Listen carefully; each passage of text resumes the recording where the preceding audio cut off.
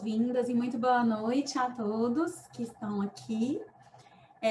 Nós vamos começar a nossa mesa, Interfaces da Psiquiatria com Gastroenterologia, Cardiologia e Nefrologia.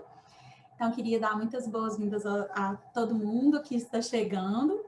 A gente vai começar agora com a palestra Psiquiatria e Nefrologia com a doutora Silvia Mendonça,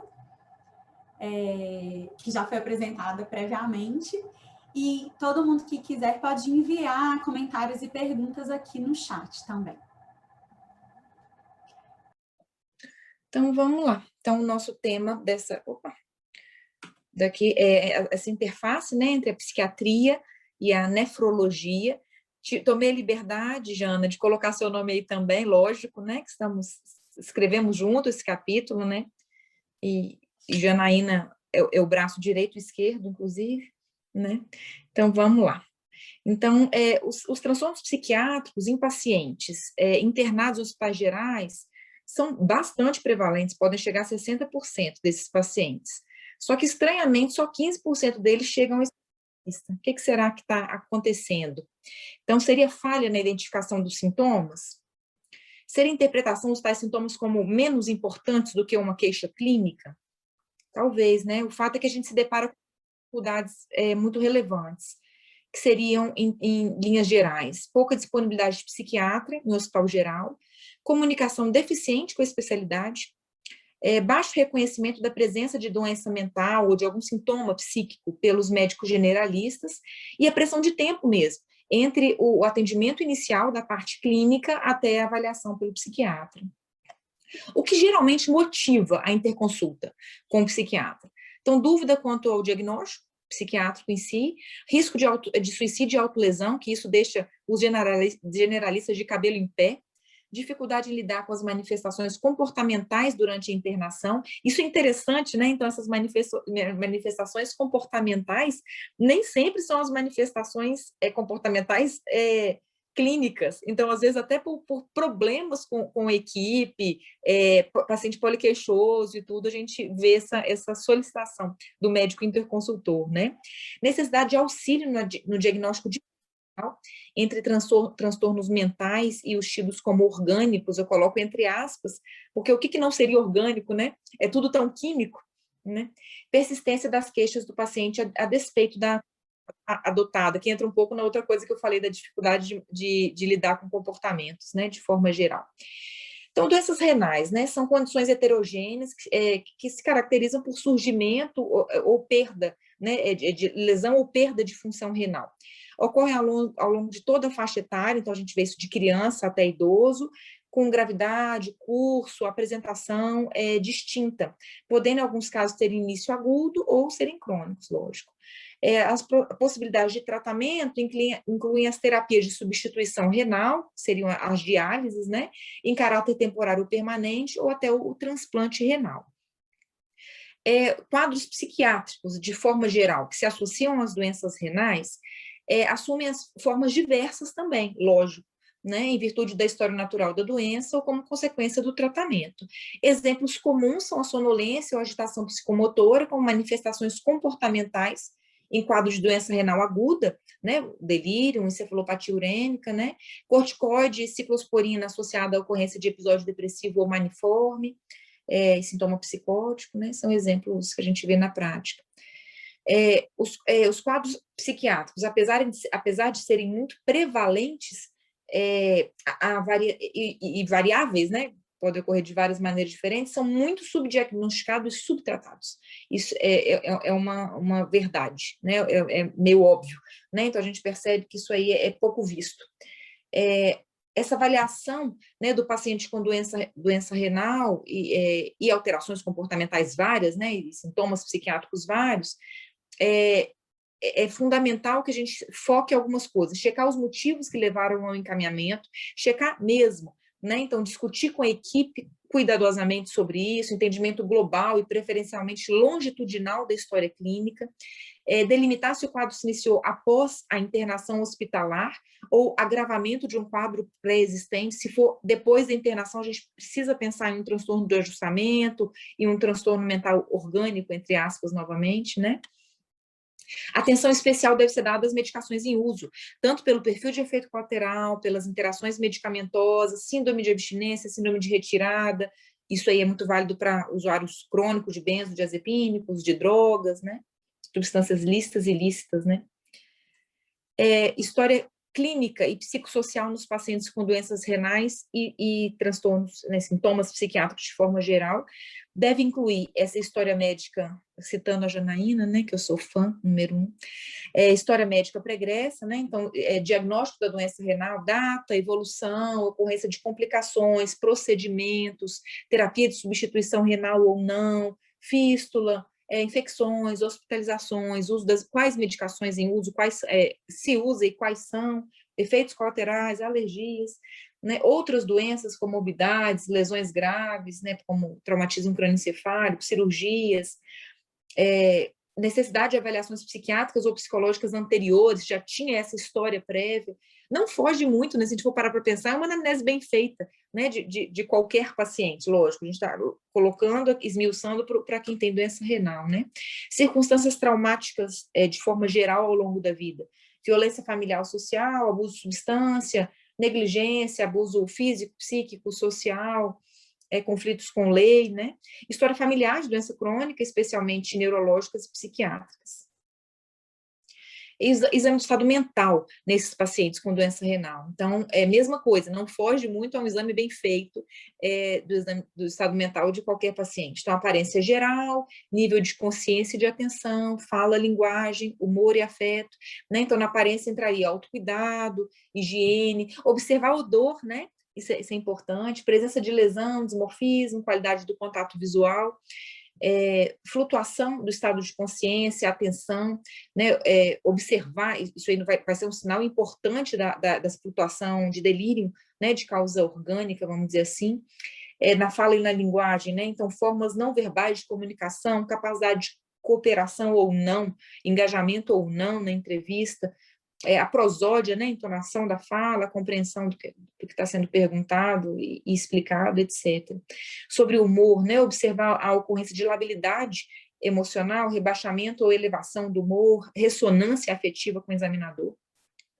Pensamento, forma, curso, conteúdo, como qualquer exame de estado mental.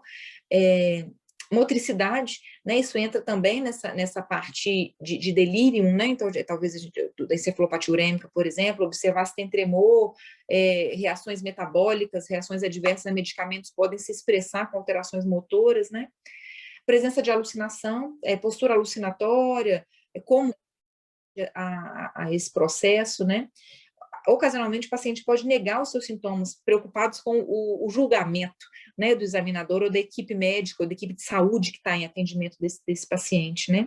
Presença de ideação de suicídio ou comportamento suicida. Investigar essa presença, né, desse tipo de planejamento e ideação suicida, pesquisar histórico pessoal, histórico familiar, gravidade dessas tentativas, né, tudo mais. Outra coisa que em qualquer hospital geral preocupa, lógico, né, até para quem é especialista é muito preocupante, mas especialmente no hospital geral a equipe tem uma dificuldade de manejo muito grande, com o paciente com comportamento autolesivo e com o paciente suicida, né, às vezes até pela compreensão, dificuldade de empatia, não é tão simples assim para a equipe que não está habituada a lidar com esse tipo de dor, né, de sintoma, de queixa. Além do exame do estado mental, são fundamentais o exame físico, lógico e neurológico, né, que tem muita relação aí com alteração renal.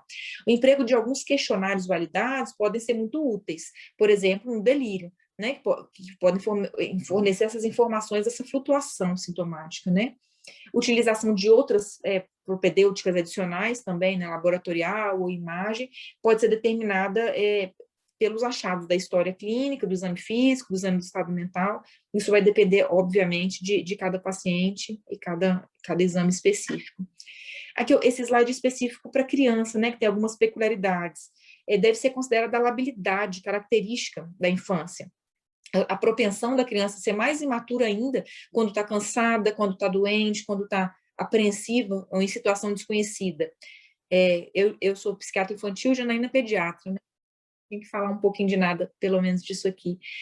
Apesar da entrevista inicial ser muito informativa, pode não ser acurada em relação ao nível ótimo de funcionamento da criança, né? Claro, naquele momento, né? Pontualmente, né? Então, por isso da importância da história longitudinal, da avaliação mais de uma vez, de colher história com familiares, mais de um de preferência, com a equipe que está acompanhando, né? Etc.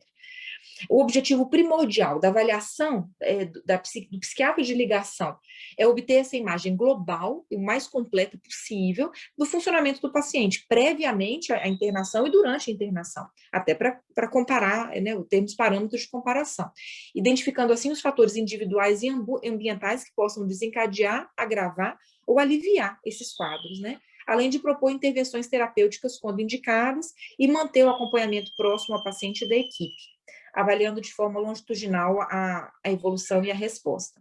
Se alguém estiver ouvindo aí choros de bebê, não reparem, né? Então, é a hora mais crítica aqui em casa do rapaz. Desculpem aí se estiverem ouvindo chorinhos ao fundo, ou pitis mesmo, desculpa. Então, transtornos de humor, né? Vamos lá, agora eu vou falar especificamente de alguns deles, óbvio que não de todos, né? Mas de alguns transtornos mais prevalentes no doente renal. Então, depressão, então, ela é prevalente, bastante prevalente no doente renal, então chega a 40% dos indivíduos, então é muito. Diálise está associada com maior frequência de depressão e maior risco de hospitalização, devido ao transtorno psiquiátrico, em comparação com os pacientes em tratamento conservador ou transplantados. De forma geral, né? Diálise de forma geral. A diálise peritoneal em especial está associada com menos alteração de sono e sintomas de ansioso, quando comparado à diálise, à hemodiálise. A depressão na doença renal crônica está associada com pior qualidade de vida, um prognóstico mais reservado, piora do estado nutricional, alterações várias no sistema imunológico, aumento de taxa de mortalidade e maior risco de suicídio do que a população geral, especialmente na população idosa maior de 75 anos. Sintomas vegetativos na doença renal crônica, especialmente, podem mimetizar alguns sintomas depressivos. Mimetizar e causar confusão diagnóstica, muitas vezes, né? Então, alteração de apetite, de peso, ritmo circadiano, fadiga e anorexia. É um ponto interessante, um olhar do psiquiatra muda tudo, né, nessa avaliação, porque o humor deprimido, abulia, desesperança, culpa, ideação de autoextermínio, caracterizam de forma muito mais específica a depressão, né? Então, fica muito mais claro que tem um transtorno de humor sobreposto ao quadro clínico e não seria uma manifestação somática da condição, né? O tratamento dos transtornos depressivos em doentes renais crônicos, né? Eu sempre coloco as estratégias não farmacológicas como primeira escolha, né? E terapia TCC, né? Terapia cognitivo-comportamental, entra aí na literatura como que a gente tem mais embasamento científico, né, nessa população. Então, casos leves a moderados, a gente tem uma evidência bacana de TCC isolado, antes de começar a medicação. Mas é óbvio que em alguns casos a gente tem que começar psicofármaco. Qual escolher? Inibidor seletivo de recaptação de serotonina costuma ser a primeira escolha. Pelo perfil de tolerabilidade, de efeito colateral, de meia-vida, né, de metabolismo geral, inclusive renal, né? Por cautela, a gente preocupa sempre em começar com uma dose bem baixinha, né? Talvez um terço da dose habitual, com progressão bem lenta, às vezes até gota, né, gente? Por exemplo, estalopram em gota. Né? Por que não começar com doses pingos literais, né? Doses bem pequenininhas e ajustando devagarzinho, de acordo com o metabolismo e a resposta individual daquela pessoa, né? Essa progressão bem lenta, gradual, lenta, mas andando, né? Então, tratar de verdade também, monitorando sempre de forma próxima, risco de toxicidade, resposta clínica, tudo mais. Considerar sempre o perfil dos efeitos colaterais de interações medicamentosas, principalmente nos transplantados, em uso de imunossupressor, né? Agora, um pouquinho dos transtornos de ansiedade.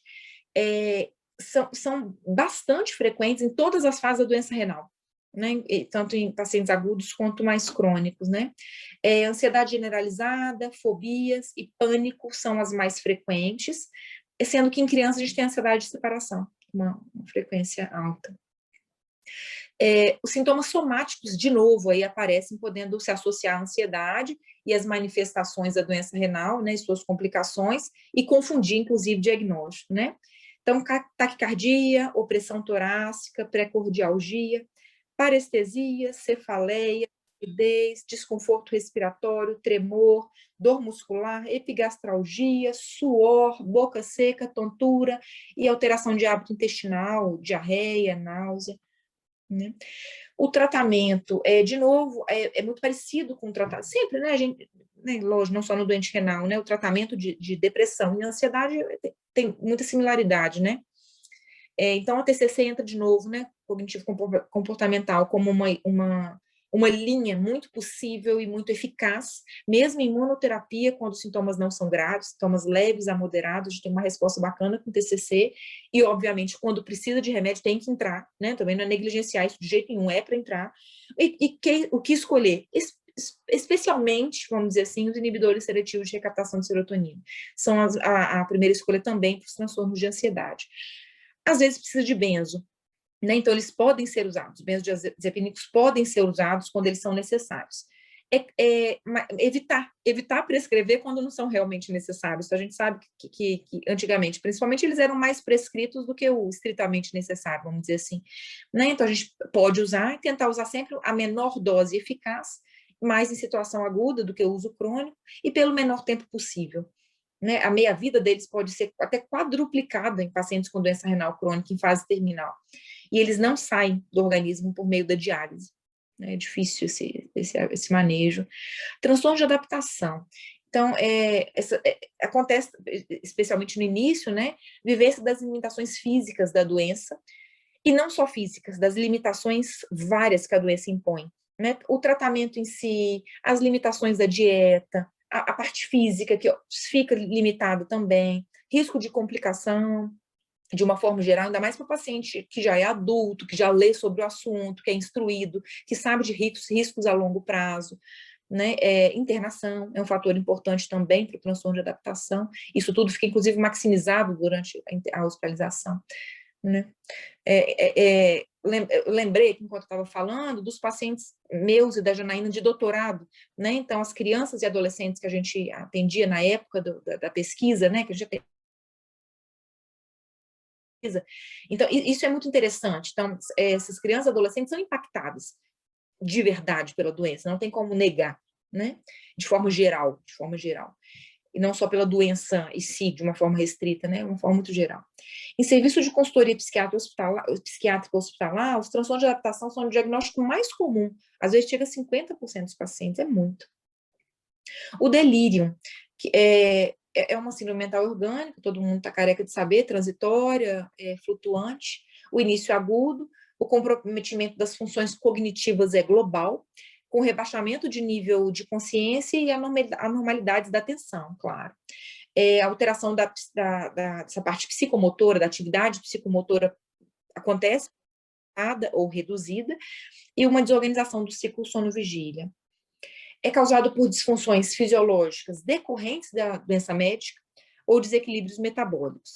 Fatores predisponentes na doença crônica incluem a perda sensorial, doença do cérebro vascular, distúrbios metabólicos subclínicos, uso de várias medicações e internações hospitalares. Outras etiologias no doente renal crônico: infecções de qualquer ordem, toxicidade ou abstinência das medicações, hipóxia, anemia, constipação intestinal, retenção urinária, distúrbios metabólicos e hidroeletrolíticos, endocrinopatias, entre outros. Entre as causas mais raras estão acidente vascular encefálico, lúpus, esclerose múltipla e deficiência de tiamina. Alterações cognitivas são comuns em todas as faixas etárias da doença renal crônica. Aí, até em criança? Até em criança. Né? Eu e Janaína sabemos disso muito bem, que foi motivo do nosso doutorado. Né? Então, são muito pouco diagnosticado, diagnosticadas, né, alterações cognitivas, né, errinho de português aí, pouco diagnosticadas, né, muito menos diagnosticadas do que deveriam.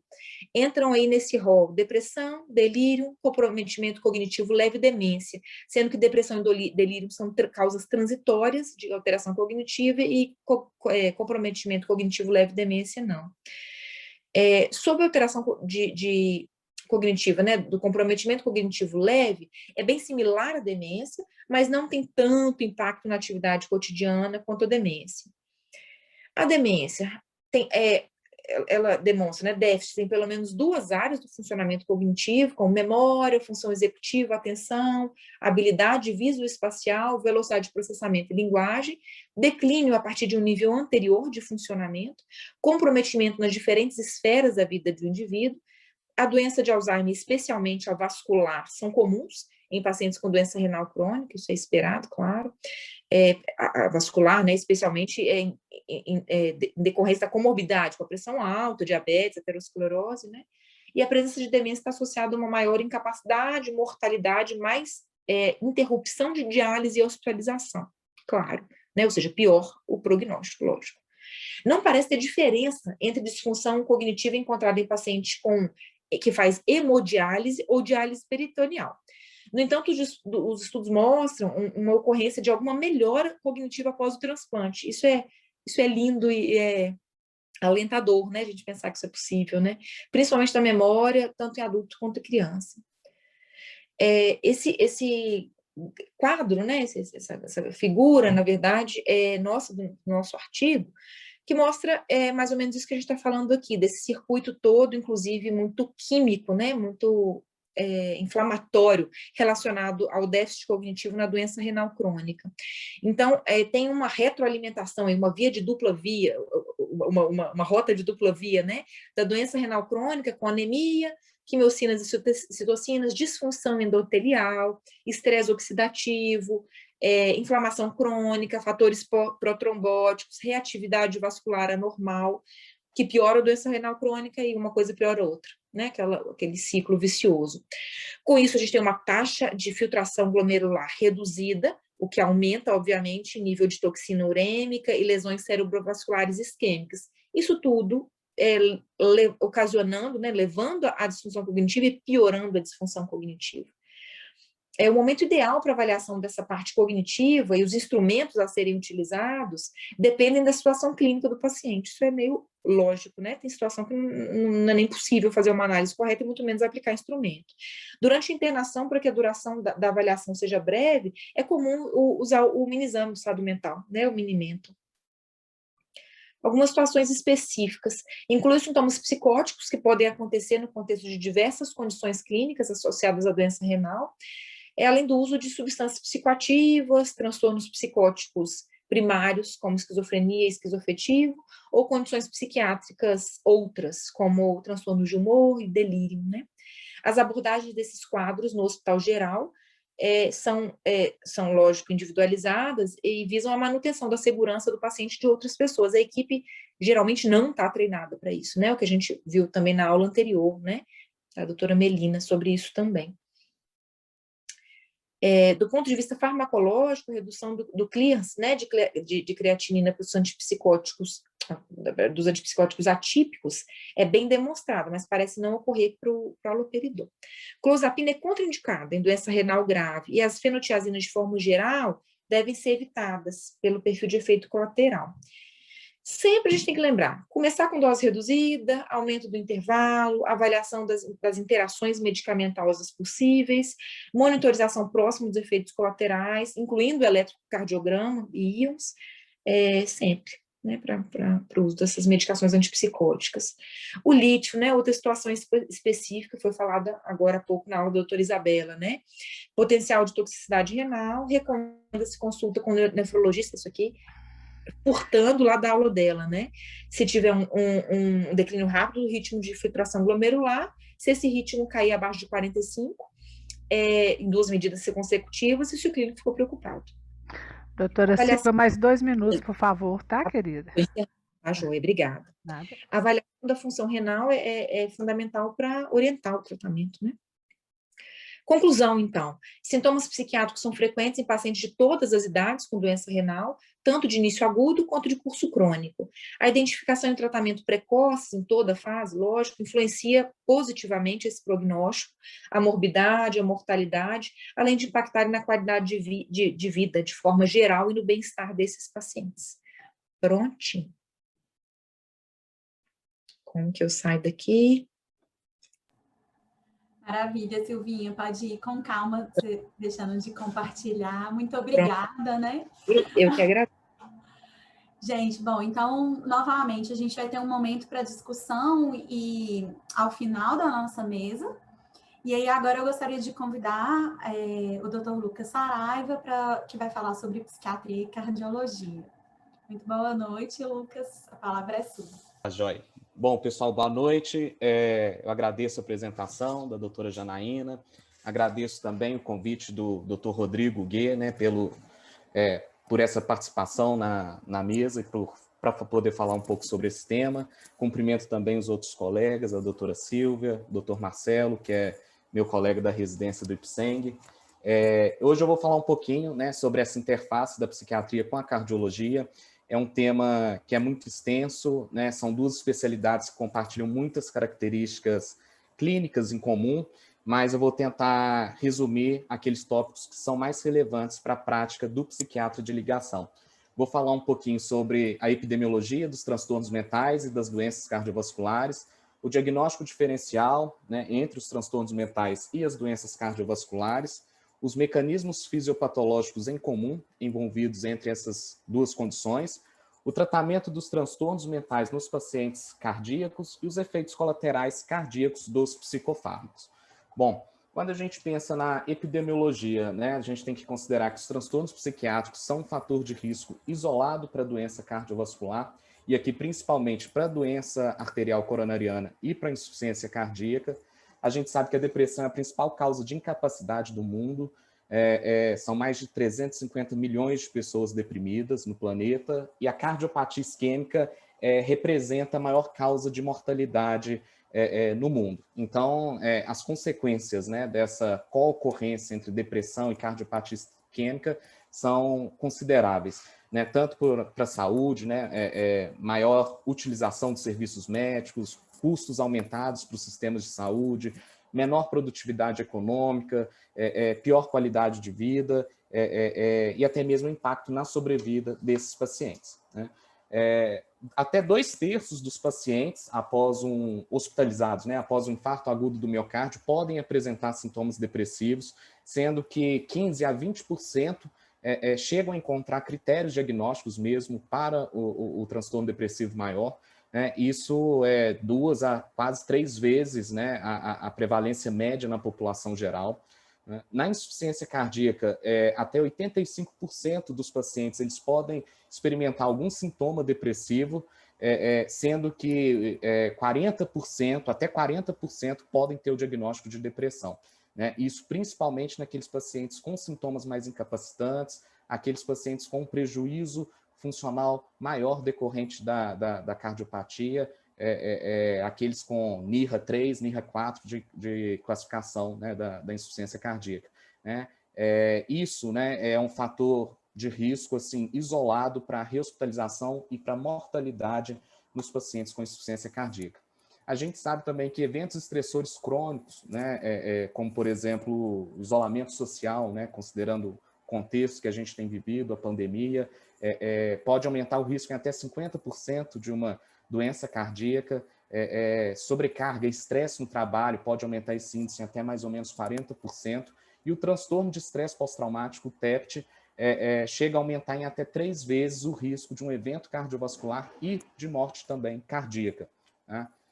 O transtorno de ansiedade, ele tem uma prevalência também bem aumentada, bem significativa nos pacientes cardiopatas, chega aí até, em média, 16% essa prevalência, é muito variável, né, entre 3% para a agorafobia, mais ou menos 8 a 10% para o transtorno de ansiedade generalizada, né? E essa identificação, né, e o diagnóstico precoce do transtorno de ansiedade, ele é muito importante, né, porque isso, né, o transtorno de ansiedade é um fator definido para infarto agudo do miocárdio, isso mesmo em pacientes mais jovens, sem outros fatores de risco conhecidos, né? Quando a gente pensa no diagnóstico diferencial, né, entre, por exemplo, sintomas de doenças cardiovasculares e sintomas psiquiátricos, a gente fala basicamente da dor torácica, né? A dor torácica ela é um desafio diagnóstico para quase todas as especialidades dentro da medicina. Tem assim, uma ampla variedade de diagnósticos diferenciais, incluindo aí, doenças gastrointestinais, musculoesqueléticas, as próprias doenças psiquiátricas. E mais de 50% dos pacientes que procuram, né, serviços de urgência, ambulatórios de cardiologia com dor torácica não possuem dor torácica de origem cardíaca, tá? Quando a gente fala, né, da dor torácica de origem não cardíaca, a gente tem que levar muito em consideração os transtornos de ansiedade, tá? E existe uma relação bidirecional, até porque, por exemplo, um desconforto né, e as preocupações com potenciais implicações no paciente que sofre um evento coronariano agudo podem sim desencadear, por exemplo, um ataque de pânico, assim como manifestações físicas, né, de preocupações persistentes, de medo, podem adquirir algum caráter anginoso, né? Até 60% dos pacientes com dor torácica avaliados por cardiologistas possuem critérios diagnósticos para o transtorno do pânico, e até 30% para o diagnóstico de transtorno de ansiedade generalizado, o TAG. Tá? Os fatores mais associados, né, ao diagnóstico de pânico incluem, geralmente, pacientes mais jovens, pacientes do sexo feminino realmente têm uma prevalência maior, né, de dor torácica, por exemplo, por um quadro de pânico, a qualidade atípica da dor torácica, pacientes que possuem níveis relatados de ansiedade muito elevados e até mesmo naqueles que realmente não têm nenhuma patologia coronariana conhecida, estabelecida, né? O transtorno de estresse pós-traumático pode acometer até 15% dos pacientes após uma síndrome coronariana aguda e é um fator de risco isolado para a doença coronariana, né? Outros transtornos que a gente deve levar em consideração como diagnóstico diferencial incluem, por exemplo, o transtorno de sintomas somáticos, que é aquele paciente que tem uma preocupação excessiva diante de um sintoma físico. No caso, por exemplo, da dor torácica, é aquele paciente que acredita que pode ter algo de maior gravidade, ele tenta a todo instante, né, mascarar, atenuar aquela dor, ele passa a ter um comportamento evitativo, e muitas vezes ele deixa de procurar assistência médica por medo de que aquilo represente algo de maior gravidade. O transtorno de ansiedade de doença, né, o que a gente antigamente chamava de hipocondria, né, diferentemente do transtorno de sintomas somáticos, o paciente ele tem aquela convicção de que um sintoma representa um diagnóstico de gravidade, né? Existe um subtipo de transtorno de ansiedade de doença, que é a cardiofobia, né, que é aquele paciente que, por exemplo, diante de uma dor torácica atípica, de leve intensidade, ou de uma taquicardia transitória, ou com desconforto respiratório leve, tem a convicção de que está infartando, de que está tendo uma outra condição de maior gravidade, né? Esses pacientes, geralmente, eles têm um insight muito pobre, praticamente ausente, né? É uma crença quase que delirante mesmo, sobre ter uma condição de gravidade.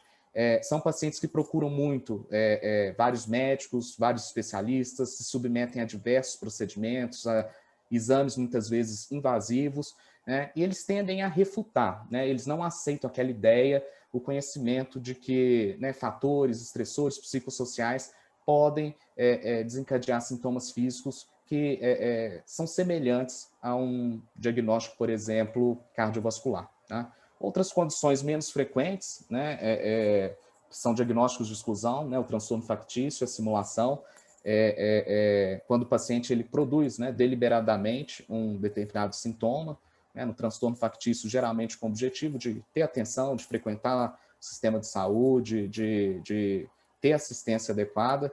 Na simulação, quando o paciente ele tem um ganho secundário com isso, né?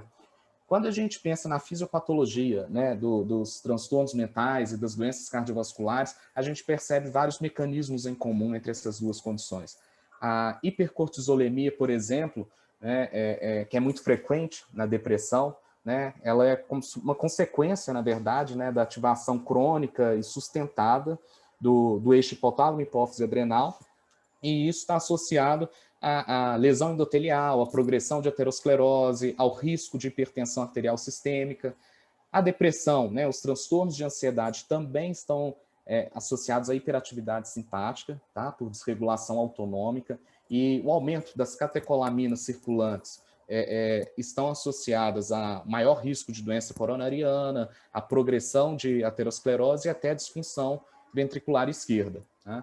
Anormalidades plaquetárias complexas também estão presentes em alguns transtornos mentais, né, principalmente por disfunção da serotoninérgica, né, pacientes deprimidos, por exemplo, têm maior concentração de glicoproteína 2B3A, tem maior atividade, né, do receptor 5-HT2A da serotonina, que leva progressivamente ao maior risco trombótico, né, por ativação da agregação plaquetária. A ativação imunológica também é um fenômeno descrito em praticamente todas as doenças psiquiátricas, é uma coisa que tem sido vista com muito mais intensidade, frequência atualmente, né? Muitos transtornos aumentam a liberação de interleucina 1, interleucina 6, o fator de necrose tumoral alfa, fibrinogênio, PCR, e isso está associado à gênese e à progressão das doenças cardiovasculares. Tá? Fatores genéticos comuns também já foram observados, tá? Em estudos congênitos entre transtornos mentais e doenças cardiovasculares. Tá? Considerando, né, os fatores não biológicos, vamos assim dizer, existem os fatores psicossociais, o estresse, as emoções negativas, traços de personalidade, sobretudo personalidades com hostilidade, com pessimismo, com inibição social, estão implicadas aí também na origem, né, e na progressão das doenças cardíacas. Alguns fatores comportamentais e ambientais, né? A gente sabe que os pacientes com algum transtorno psiquiátrico eles têm uma tendência maior ao sedentarismo, alimentação inadequada, né? Experimentam índice maior de tabagismo, uso abusivo de álcool, de outras substâncias psicoativas, e tem também um menor acesso, né, aos serviços de saúde, assistência à saúde de modo geral, que contribui para maior ocorrência de doenças cardíacas nessa população. Né? Tanto a American Heart Association quanto a Associação Americana de Psiquiatria recomendam fortemente o screening, o rastreio, né, tanto de depressão quanto de outros transtornos psiquiátricos nos pacientes com alguma patologia cardíaca, né, e isso assim em vários settings terapêuticos, em vários cenários, nas salas de urgência, nos ambulatórios, nos pacientes hospitalizados, isso pode mudar muito o desfecho desses pacientes. Tá? Isso aqui é uma ilustração só daquilo que eu falei, né, de todos os fatores fisiopatológicos associados, né, nessa relação bidirecional entre doenças cardiovasculares e os transtornos psiquiátricos. Tá? Quando a gente pensa, né, no tratamento das condições psiquiátricas nos pacientes com alguma condição cardíaca, a gente tem que pensar tanto na abordagem farmacológica quanto na abordagem não farmacológica desses pacientes. Tá? A reabilitação cardíaca, por exemplo, tá, está associada a uma redução, né, do prejuízo emocional e psicossocial desses pacientes. Né? Isso é fundamental, por exemplo, na prevenção secundária, na melhora da depressão, da ansiedade e de outros aspectos da qualidade de vida, principalmente nos pacientes com insuficiência cardíaca, nos pacientes pós-infarto. O exercício aeróbico em grupo também está associado à redução de incidência de depressão, de mortalidade, de hospitalização na insuficiência cardíaca, né? E essa modalidade terapêutica ela é inclusive comparável ao uso de antidepressivos nos pacientes coronariopatas, tá? Tem o mesmo grau de eficácia. Né? A terapia cognitivo-comportamental, né? Ela é padrão ouro em pacientes cardiopatas graves, principalmente aqueles com quadros mais leves a moderados, né? Quando a medicação, o psicofármaco, ele é contraindicado, e mesmo naqueles, né, que têm indicação, que vão utilizar um antidepressivo, alguma outra medicação psiquiátrica, a TCC ela é fortemente recomendada para melhoria do desfecho. Tá? Quando a gente pensa no tratamento farmacológico, né, dos transtornos mais prevalentes, a depressão, os transtornos de ansiedade, né, a gente usa também para o TEP, para o TOC, né, a gente fala, né, sobre os antidepressivos. Existem desfechos muito controversos realmente com relação ao uso dos antidepressivos nessa população. Tá? Alguns estudos mostram que o antidepressivo pode prejudicar o paciente ou ter desfechos negativos sobre a função cardíaca, ou uma eficácia comparável ao placebo, enfim. Né? Fato é que muito se questiona, né, sobre a qualidade desses estudos, que são geralmente feitos assim, por um curto período de tempo, no máximo de 12 semanas, com um tamanho amostral muito pequeno, ou utilizando doses muito baixas de antidepressivos. Então, fica realmente difícil fazer uma extrapolação com relação a isso. Tá? Mas existem estudos maiores, né? Ensaios clínicos randomizados, controlados com placebo, duplos cegos, como, né, esses dois, né, o SAD-HART e o Enriched. Né, esse primeiro aqui avaliou a eficácia e a segurança da sertralina nos pacientes após um ataque cardíaco, né, após um evento isquêmico agudo. Né, os pacientes eles tiveram melhora sintomática, tiveram melhora da qualidade de vida, mas não mostrou, vamos dizer assim, um benefício em termos de mortalidade nos pacientes cardiopatas. Tá? O segundo ensaio clínico, o Enriched, ele avaliou a terapia cognitivo-comportamental, tá? Que também se mostrou eficaz no controle de transtornos depressivos nos pacientes cardiopatas, porém, ele também não mostrou nenhum desfecho favorável com relação à sobrevida desses pacientes. Então, fica aí essa provável lacuna, né, para futuros estudos, para pesquisas futuras e que estão em andamento sobre novos alvos terapêuticos, né, visando aí talvez um pouco a modificação, né, da evolução natural da doença, com melhora de desfechos em termos de mortalidade e sobrevida dos pacientes cardíacos. Tá? Quando a gente fala dos antidepressivos, né, os inibidores seletivos da recaptação de serotonina são os antidepressivos de escolha, exatamente pela segurança, pela tolerabilidade, né, pelo perfil de efeitos colaterais e por terem um certo efeito cardioprotetor. Tá? Quando eles, né, inibem essa ativação plaquetária pela serotonina, isso diminui, né, o risco de trombose. Tá? Além disso, aumenta também um pouco a liberação de óxido nítrico, que está associado à vasodilatação, aumenta a variabilidade da frequência cardíaca, então são medicações realmente mais interessantes. Elas, à exceção, né, do citalopram e do escitalopram, elas não modificam o padrão do eletrocardiograma, né? Citalopram em doses acima de 40 mg dia nos adultos e escitalopram acima de 20 mg dia nos adultos está associado a prolongamento do intervalo QT e o risco de arritmias ventriculares potencialmente graves. Tá? A fluoxetina e a fluvoxamina possuem um perfil menos favorável de interação farmacológica. Os pacientes cardiopatas geralmente são polimedicados, então isso não é uma coisa muito interessante. A paroxetina é um inibidor seletivo que tem maior efeito anticolinérgico, né? Isso está associado ao maior risco, né, de cardiotoxicidade, de arritmias. Então, a sertralina realmente representa talvez um inibidor seletivo mais seguro, mais bem tolerado, com efeito anticolinérgico praticamente desprezível e sem interações farmacológicas significativas. Tá? O que a gente deve ficar sempre atento é o fato dos inibidores seletivos poderem aumentar discretamente o risco de sangramento, isso principalmente naqueles pacientes em usos de antiagregantes, né, os pacientes coronariopatas e naqueles anticoagulados, por exemplo, os pacientes com fibrilação atrial, a gente deve estar sempre atento a isso, e também ao risco de hiponatremia com inibidor seletivo. Os antidepressivos tricíclicos, né, eles são antidepressivos mais antigos, mais potentes, porém, eles têm um efeito em maior ou menor grau, né, antihistamínico, anti-alfa-adrenérgico, anticolinérgico, e isso representa aí, está associado a ampla variedade de efeitos colaterais dessa classe de medicação.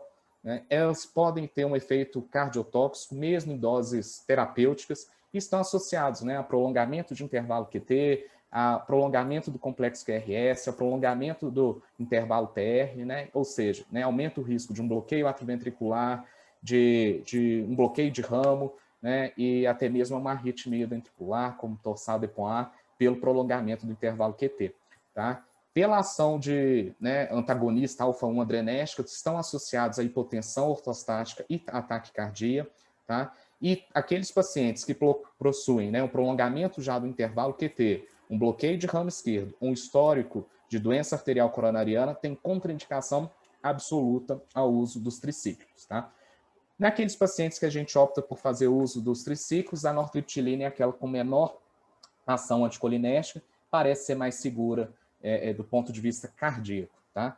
Os antidepressivos duais, né, venlafaxina, desvenlafaxina e duloxetina, eles têm um efeito sobre a pressão arterial, né, e a frequência cardíaca, exatamente por aumento do tônus noradrenérgico. Isso parece ser particularmente relevante com a venlafaxina, sobretudo em doses mais altas, acima de 225 miligramas dia. Então, o paciente hipertenso, às vezes descontrolado, ou instável, com lesão de órgãos-alvos, a gente tem que avaliar o risco-benefício de se prescrever o antidepressivo dual, né? Os IMAUs, né, que são muito menos utilizados na prática clínica atualmente, exatamente pelo perfil um pouco desfavorável desses efeitos colaterais, né, e aqui eu coloco principalmente a tranilcipromina, podem causar tanto hipotensão ortostática, sobretudo nas primeiras semanas de tratamento, quanto um risco aumentado de crise hipertensiva quando associados a drogas simpático-miméticas ou alimentos ricos em tiramina, tá? Outros antidepressivos que a gente tem que avaliar também, a bupropiona, né? Existe um risco de hipertensão, também por aumentar o tônus noradrenérgico, então, assim, não é uma contraindicação absoluta, mas os pacientes eles devem ser monitorizados quanto à pressão arterial, quanto à frequência cardíaca, antes do início do tratamento com essas medicações, né, durante a titulação de dose, aumento de dose também, tá? A mirtazapina, ela parece ser uma medicação segura e eficaz, porém, exatamente pelo bloqueio H1, antihistamínico 1, né, do receptor H1, ela está associada a sonolência, ganho de peso, né, e até alterações metabólicas mais leves, como aumento de colesterol, tá? A trazodona, ela tem um bloqueio forte alfa-1 adrenérgico, e isso está relacionado à hipotensão ortostática, então é uma coisa que deve ser avaliada muito, principalmente nos pacientes idosos, né, nos pacientes que têm várias condições cardíacas associadas, e tem relatos também, embora pouco frequentes, tá, de arritmias ventriculares induzidas com a trazodona, tá? Pensando nos efeitos colaterais, né, cardíacos dos outros psicofármacos, né, falando um pouquinho dos antipsicóticos, a gente sabe que os antipsicóticos atípicos estão associados a ganho de peso, a risco metabólico, né, aumento de glicemia, aumento das taxas lipídicas, de triglicérides, tá? Isso né, aumenta muito o risco cardiovascular desses pacientes, né, e a gente sabe que os pacientes esquizofrênicos eles já têm também, né, uma mortalidade maior do ponto de vista de por causa cardíaca do que a população geral, tá? Em parte, isso pode ser devido aos efeitos colaterais dos antipsicóticos, né? A taquicardia e hipotensão ortostática estão associados, igual eu falei antes, né, ao bloqueio alfa-1, né, e os pacientes, sempre que possível, né, se eles não tiverem nenhuma contraindicação, né, como insuficiência cardíaca grave, uma doença renal grave, né, síndrome nefrótica ou cirrose, em que a hipervolemia pode ser problemática, eles devem ser estimulados, né, a manter uma ingesta hídrica adequada. O uso de meias elásticas pode também auxiliar o retorno venoso, o débito cardíaco desses pacientes. Em casos assim, realmente refratários a essas medidas, o uso de fludrocortisona, que é um mineral corticoide, pode ser bastante útil no controle da hipotensão ortostática, tá? Os maiores riscos de hipotensão e taquicardia são com os antipsicóticos típicos de baixa potência, as fenotiazinas, clorpromazina, levomecromazina, e os antipsicóticos atípicos, principalmente aqueles mais sedativos, a clozapina, quetiapina, olanzapina, tá? Outra preocupação cardíaca dos antipsicóticos é o prolongamento do intervalo QT, né, igual eu disse, está associado a arritmias ventriculares, potencialmente fatais, principalmente o torsado EPOA, né, e isso está associado, por exemplo, ao uso de haloperidol, a tioridazina, e dos antipsicóticos atípicos, a ziprasidona representa o maior risco. Então, esses pacientes devem ter o controle seriado com eletrocardiograma, no início do tratamento, durante a progressão da dose da medicação, né, principalmente naqueles com mais de 40 anos ou que já têm uma condição cardíaca estrutural, tá? O aripiprazol e a lurazidona são os dois antipsicóticos atípicos com menor risco de prolongamento do QT. A miocardite, né, é uma condição extremamente rara, mas temida com o uso da clozapina, pode acometer até 3% dos pacientes, tende a acontecer nessas primeiras 6 semanas do uso da medicação, é uma reação de hipersensibilidade do tipo 1, mediada aí por IgE, e pode ocorrer, né, com febre, alguns sintomas sistêmicos, principalmente dor no peito, taquicardia, dispneia e hipotensão. Esses pacientes com miocardite geralmente apresentam um nível, né, de troponina acima de 2 vezes o limite superior da normalidade e um valor de PCR acima de 100. Né? O ECG e a contagem de eosinófilos são pouco sensíveis, são pouco específicos, não auxiliam tanto no diagnóstico da miocardite, mas geralmente possuem alterações. Né? O ECG geralmente apresenta padrão de supra, de ST, o paciente pode cursar com eosinofilia, né? E o diagnóstico muitas vezes ele é confirmado com ecocardiograma, tá? Que vai quantificar para a gente também o grau de disfunção do ventrículo esquerdo. Né? Todo paciente com diagnóstico de miocardite induzido por clozapina, ele deve ter seu tratamento descontinuado imediatamente e ser submetido a um tratamento de suporte em terapia, unidade de terapia intensiva, tá? É uma condição realmente grave, é uma emergência médica.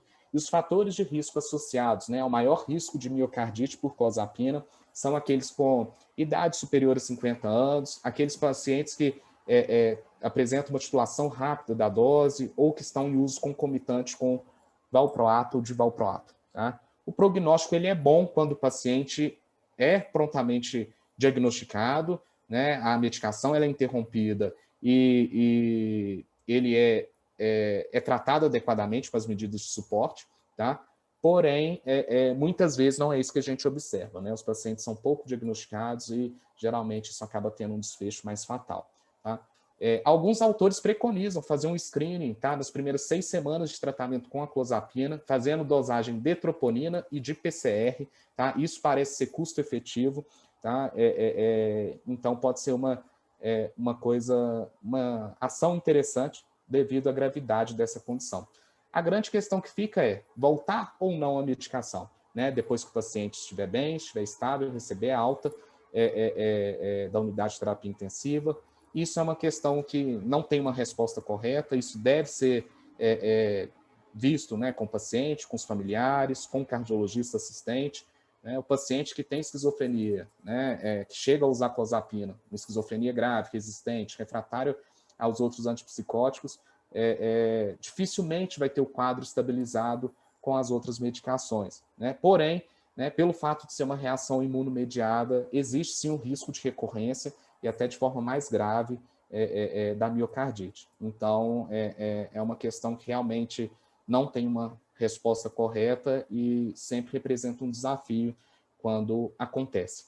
Outra reação associada à clozapina também grave é a miocardiopatia, geralmente a miocardiopatia dilatada, já é uma reação tardia, geralmente meses, anos após a introdução da clozapina, tem uma prevalência variável, mas pode acometer até 12% dos pacientes, tá? E pode ser decorrente ou de uma miocardite não tratada, ou de uma taquicardia persistente, ou pela ação direta da clozapina sobre as células miocárdicas, ou como consequência das alterações metabólicas do paciente, às vezes diabético, com dislipidemia, hipertensão, evoluindo aí para um quadro de miocardiopatia. Tá? A descontinuação ela não precisa ser rápida, abrupta, imediata, não é uma emergência médica, tá? E nem, vamos dizer assim, é mandatório. Tá? A descontinuação pode ajudar a gente a quantificar um pouco a melhora da função cardíaca. Então, os pacientes que são descontinuados e não apresentam melhora nenhuma, a clozapina ela pode ser retornada e o paciente inicia o tratamento da insuficiência cardíaca com as drogas aprovadas, né? Beta-bloqueadores, inibidores da ECA, espironolactona, dentre outros. Tá? O screening ele não é indicado, tá? Realmente não se sabe quando o paciente ele pode apresentar miocardiopatia, se ele vai vir apresentar, a prevalência é pequena, não tem uma etiologia muito bem definida, não tem como a gente fazer eco seriado nos pacientes, sei lá, uma vez por mês ou a cada 6 meses, isso fica muito inviável. Tá? Quando a gente fala dos outros psicofármacos em outras classes, né, os estabilizadores do humor, por exemplo, o lítio está associado a ganho de peso, agravamento da insuficiência cardíaca, principalmente por edema. Né? O lítio ele aumenta a saída, né, do sódio do intracelular para o extracelular, e isso aumenta também aí a quantidade de água. no extravascular e no extracelular, né? Então, isso pode acabar agravando a insuficiência cardíaca. Está associado a arritmias em doses terapêuticas e principalmente na intoxicação pelo lítio e lesão renal, que pode inclusive ser irreversível. Tá? Lembrar que algumas medicações alteram o nível sérico de lítio. Tá? Muitas dessas medicações usadas na cardiologia, principalmente inibidores da ECA e os diuréticos tiazídicos, hidroclorotiazida, clortalidona. Tá? Lembrar que os anti-inflamatórios também aumentam a litemia, aumentam o risco de intoxicação, porém a aspirina, que é muito usada na cardiologia, não tem essa associação com a alteração do nível sérico de lítio. Tá? O ácido... Doutor Lucas, mais 2 minutos, por favor, tá? Obrigada. Sim.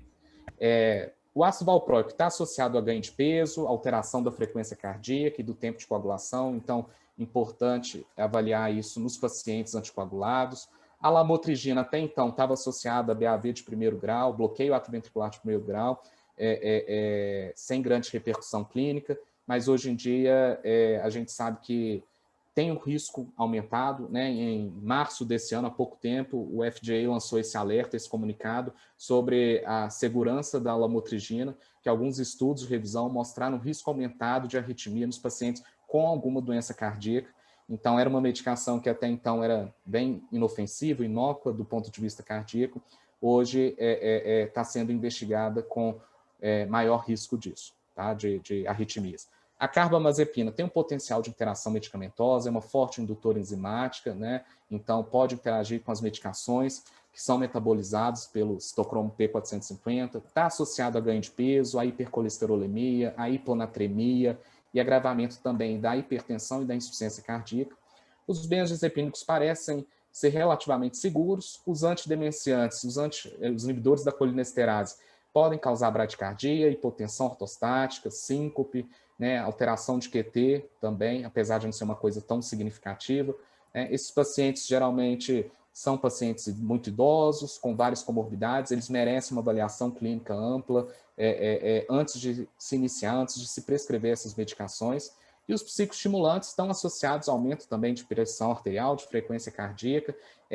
A monitorização de sintomas cardíacos devem sempre ser feita antes do início, né, da droga, antes da prescrição, principalmente nos pacientes mais jovens, nas crianças, nos adolescentes, já que, né, história familiar positiva, né, de morte súbita precoce e sintomas cardíacos, né, como dispneia, palpitação, dor torácica, podem sugerir um diagnóstico aí de arritmia, né, como síndrome de Wolff-Parkinson-White ou miocardiopatia hipertrófica, que muitas vezes não é diagnosticado nessa população mais jovem, de crianças e adolescentes. Esse é um quadro que sintetiza tudo isso que eu falei sobre esses principais efeitos colaterais cardíacos dos psicofármacos. Essas são as referências e isso era o que eu tinha para falar um pouquinho para vocês. Muito obrigado. Muito obrigada, Lucas, foi ótimo. Gente, então algumas pessoas já fizeram algumas perguntas no chat, novamente lembrando que a gente vai discutir todas ao final da próxima apresentação. Então, gostaria de chamar o Dr. Marcelo Maciel, que agora vai falar para a gente sobre as interfaces da psiquiatria e gastroenterologia.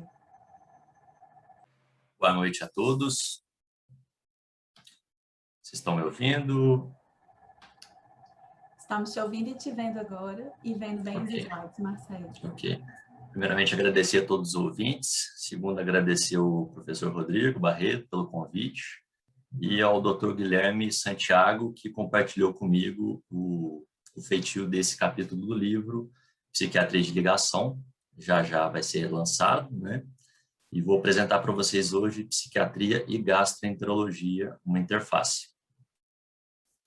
Bom, vou abordar 4 tópicos, relação sistema digestório externo nervoso central, tentar explicar para vocês como se dá essa relação, manifestações psiquiátricas em transtornos do trato gastrointestinal, manifestações gastrointestinais em transtornos psiquiátricos e psicofármacos e efeitos adversos gastrointestinais, com uma abordagem mais prática. É cada vez mais evidente que a manutenção do bem-estar psíquico ele protege contra os distúrbios gastrointestinais funcionais, né, propiciando também a remissão das crises.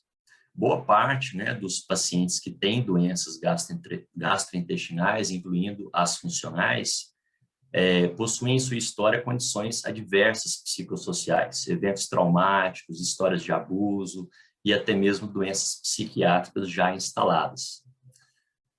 Há cada vez mais uma consolidação, né, no vínculo, nesse eixo bidirecional cérebro-intestino, microbiota intestinal, em que é composta basicamente por fatores imunológicos e hormonais, né, influenciados pelo sistema nervoso central, associado ao sistema nervoso autônomo, né, intestinal, e a própria microbiota intestinal. Seriam os fatores responsáveis por mediar essa relação bidirecional cérebro-intestino, que explicaria essa interface.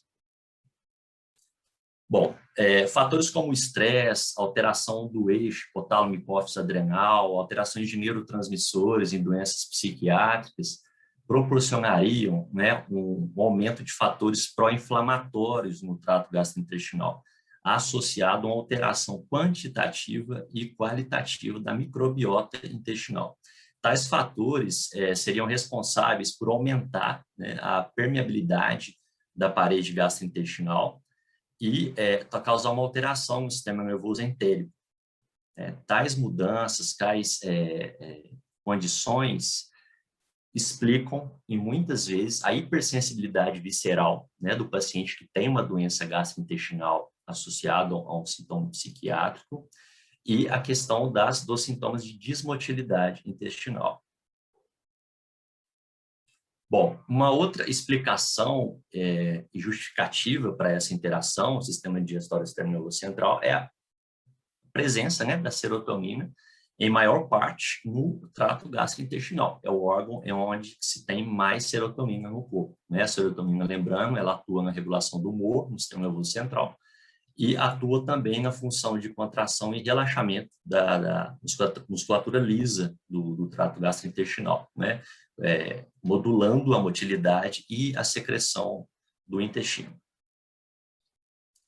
Bom, vou iniciar falando da síndrome do intestino irritável, que é o transtorno gastrointestinal funcional mais comum, né? O diagnóstico é pelos critérios de Roma 4, né? É um transtorno crônico, né, de evolução de pelo menos 6 meses, em que se tem a dor abdominal recorrente como elemento principal, associado à defecação e à mudança de frequência ou estrutura das fezes, né? É um transtorno bastante prevalente, né? De 10 a 15% da população tem essa síndrome, e há uma intensa relação com sintomas psíquicos, de modo que esses pacientes, eles têm os pensamentos, né, geralmente são pacientes, em média, que possuem pensamentos de características muito negativas, pacientes que possuem pensamentos de catastrofização, pacientes que têm sentimentos de medo, apreensão, tem uma relação anormal e mal adaptativa com os próprios sintomas, muitas vezes comuns em pacientes que não têm a síndrome do intestino irritável. Como comorbidade, tem bastante prevalência, né, de transtornos ansiosos, transtorno de ansiedade generalizada, transtorno do pâncreas e até mesmo a esquizofrenia. O tratamento, basicamente, é uma dieta, né, com redução de carboidratos mais fermentados, né? A terapia cognitiva comportamental entraria para tentar regular essa percepção, né, mal adaptada do paciente contra as próprias reações do corpo dele. Lembrando que, em muitos casos, os pacientes têm reações, né, de descarga de urgência evacuatória, e aí entraria as drogas, né, o antidepressivo tricíclico nortriptilina, na dose de 10 a 25 miligramas, tem relato que ajuda muito tais pacientes, né, nesse contexto. As drogas antiespasmódicas, elas atuariam como nas cólicas, né, nas dores abdominais recorrentes, e sempre é importante lembrar de uma abordagem integrada nesses pacientes, né? São pacientes que precisam de uma abordagem psicológica, muitas vezes psiquiátrica, e além do tratamento gastroenterológico. A dispepsia funcional, né, o outro transtorno gastrointestinal funcional, né, lembrando que os transtornos funcionais eles se caracterizam, se definem, né, pela ausência de substrato orgânico correlacionado ao sintoma que o paciente relata, né? A dispepsia funcional também é um transtorno gastrointestinal funcional, definida como basicamente 2 tipos, né? Você tem o primeiro tipo, que é a síndrome da angústia pós-prandial, né? Em pacientes que relatam uma saciedade precoce, juntamente com uma plenitude pós-prandial, e o tipo de síndrome de dor epigástrica, né? Que o paciente sente uma dor no abdômen superior. Tem uma prevalência de 10% na população, né?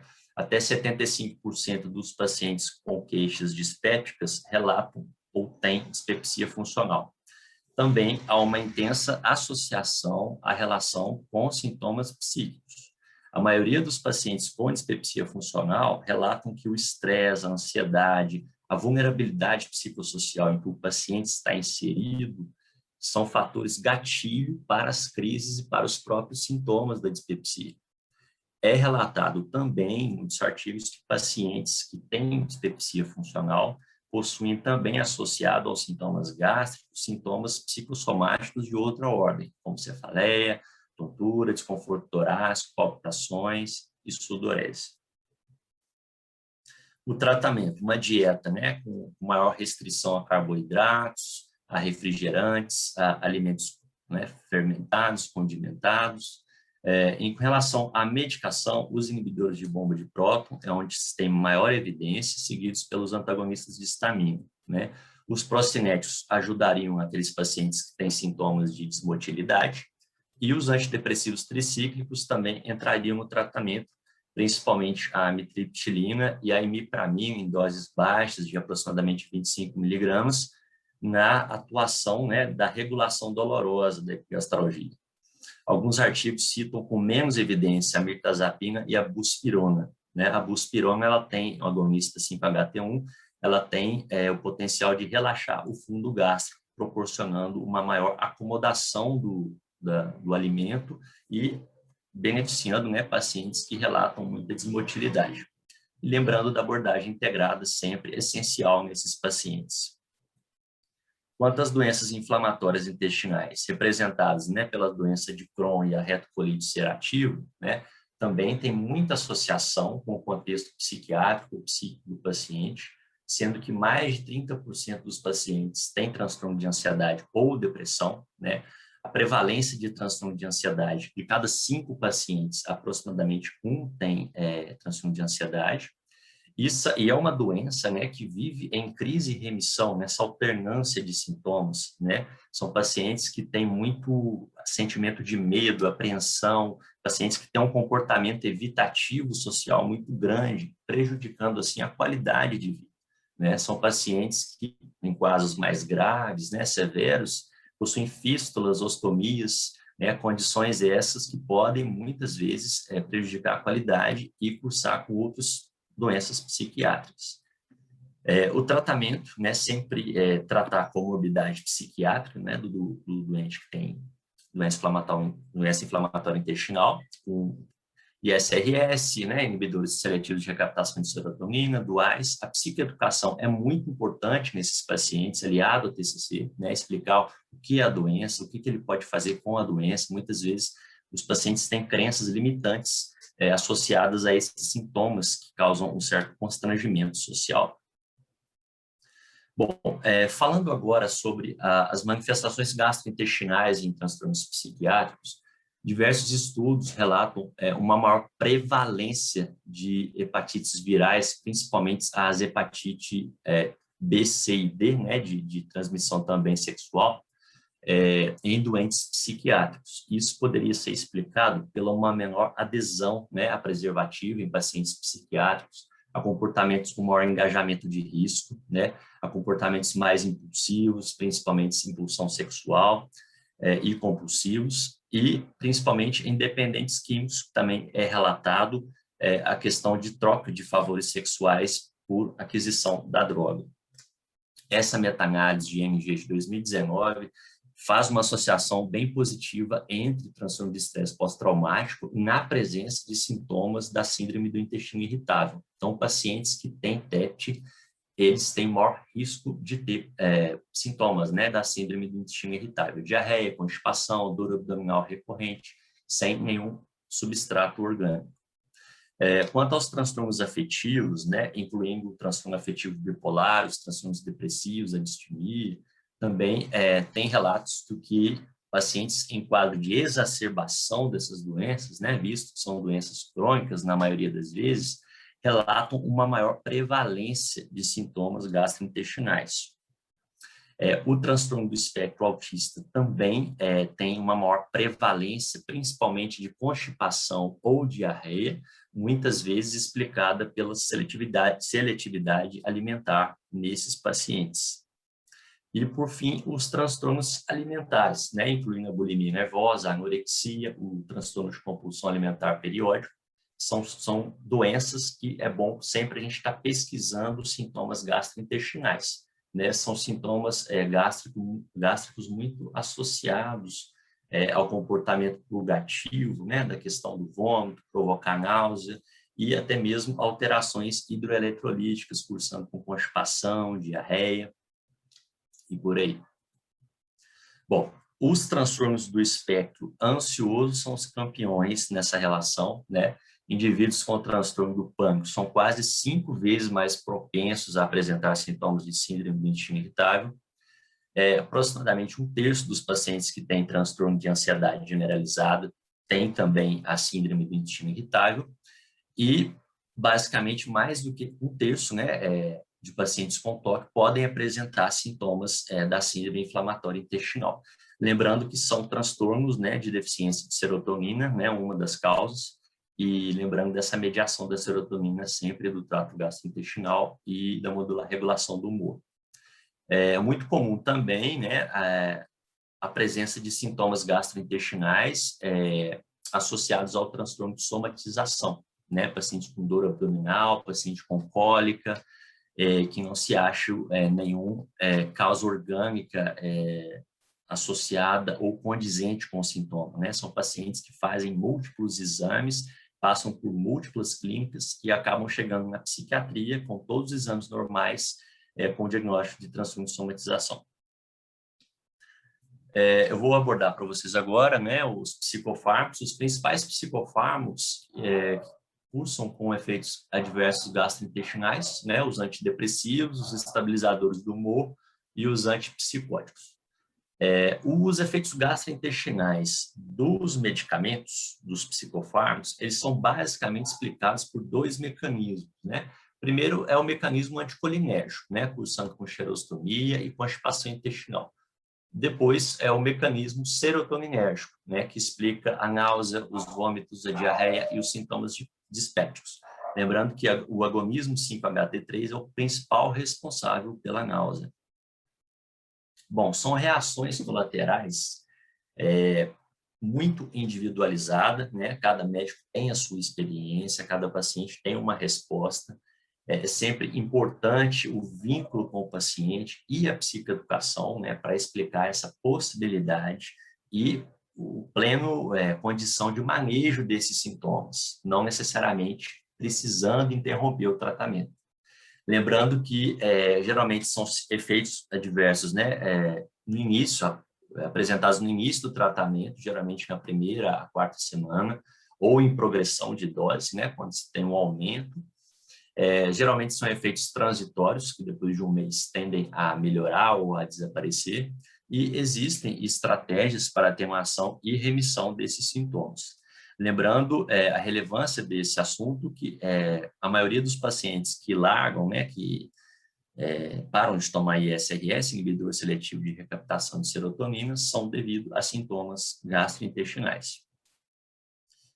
Aqui é uma tabela com os medicamentos principais, né, antidepressivos, o mecanismo de ação correspondente ao efeito colateral e possibilidades de manejo. Tá? Os inibidores seletivos da recaptação de serotonina, os inibidores de recaptação de serotonina e noradrenalina, a vortioxetina e a trazodona, que também são moduladores serotoninérgicos, né, geralmente causam náusea, vômitos, dispepsia, diarreia, dor abdominal. Né? Sempre a primeira opção, sempre em tratar esses efeitos colaterais, é aguardar. sempre, como eu falei, um bom vínculo com o paciente, uma boa psicoeducação no final, até da primeira consulta, e sempre aguardar se o paciente reclama de início, né? Se aguardou, não conseguiu, dependendo, reduzir a dose, progredir de forma mais lenta, ingerir com alimentos. Tem alguns pacientes que até ingerem o medicamento à noite, e isso facilita, podendo até ser usados sintomáticos para esses sintomas gastrointestinais, né?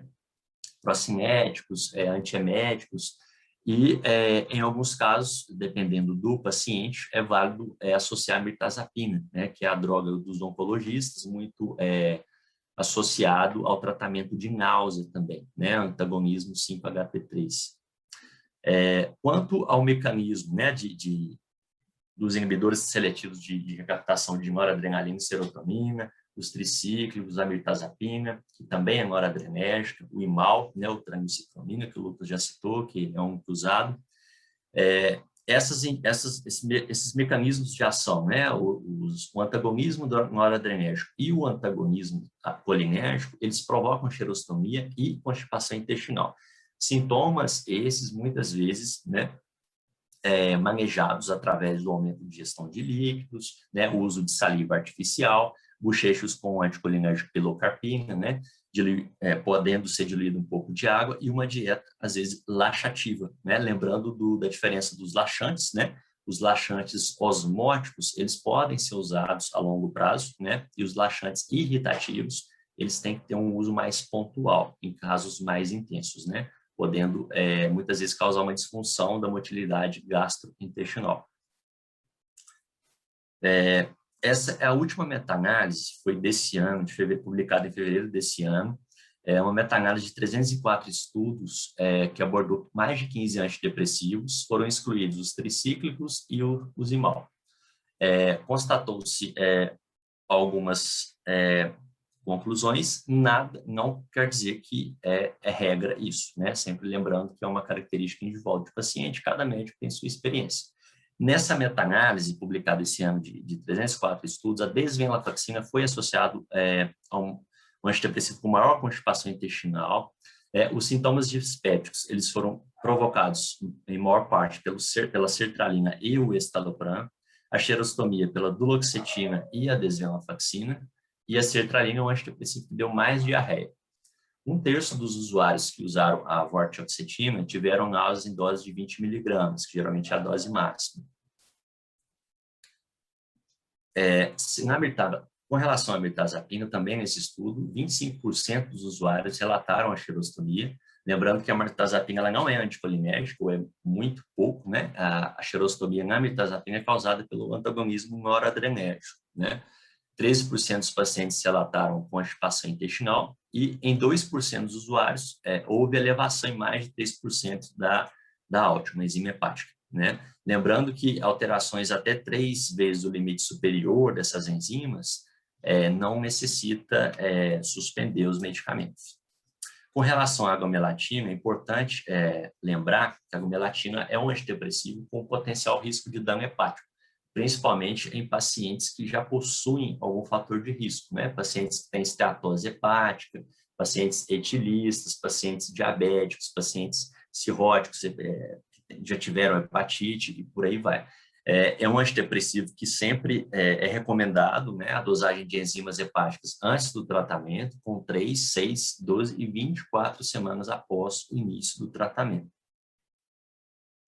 Com relação aos estabilizadores do humor, né, aproximadamente 1/3 dos usuários de lítio e valproato, né, geralmente são os mais usados na prática psiquiátrica, relataram náuseas, vômitos e diarreia. A questão da diarreia em uso de lítio, ela está associada, ela é dose dependente, na verdade, litemia dependente, né, associado taxas mais elevadas, né, litemia acima de 0,8 mg por litro, foram associadas a taxas mais elevadas de diarreia. Com relação à elevação, né, hepatotoxicidade do valproato, teve uma elevação persistente de transaminases em 5 a 40% dos pacientes, relatado. E o índice de hepatotoxicidade fatal é bem baixo em pacientes que usam valproato, né, de 0,85 a cada 100 mil pacientes. Vale lembrar que sempre isso é uma conduta individualizada, ver se os pacientes possuem outras comorbidades ou outros medicamentos que podem potencializar essa hepatotoxicidade, né? Bom, aqui está uma tabela com os principais estabilizadores do humor, né? Como eu falei, o lítio, náusea e vômito é o estabilizador que mais causa tais sintomas. É uma estratégia de uso, né? Primeiramente, esperar, aguardar se o paciente vai tolerar, depois titular a dose gradualmente, né? Gradualmente a dose. Algumas estratégias de receitar para o paciente, orientar o paciente a tomar o lítio na hora que for dormir, associar após as refeições, né? E a estratégia de usar de liberação lenta, que é o carbolítio CR, né? Com relação à diarreia, reduz, basicamente a gente viu que a diarreia está associada com a litemia, né? Ela é crescente com a litemia, e a redução da dose poderia ser uma estratégia, caso não melhore, mudar de liberação rápida, ao contrário do manejo de náusea e vômito.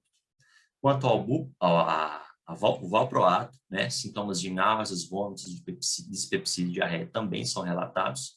Estratégias de manejo, né, consistem em aguardar, né, a resposta, ver se o paciente vai adaptar esse efeito. Depois, se o paciente não adaptar, titular gradualmente a dose, ingerir com refeições ou prescrever para o paciente um uso de liberação prolongada, né? O ER-CR. A carbamazepina, a oxcarbazepina, menos usados, né? Associados à lamotrigina, né? Possuem sintomas dispépticos, diarreia, náusea, vômitos.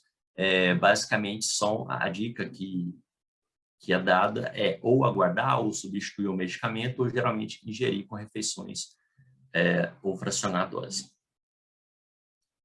Aqui está uma tabela que compara o perfil de segurança dos estabilizadores do humor.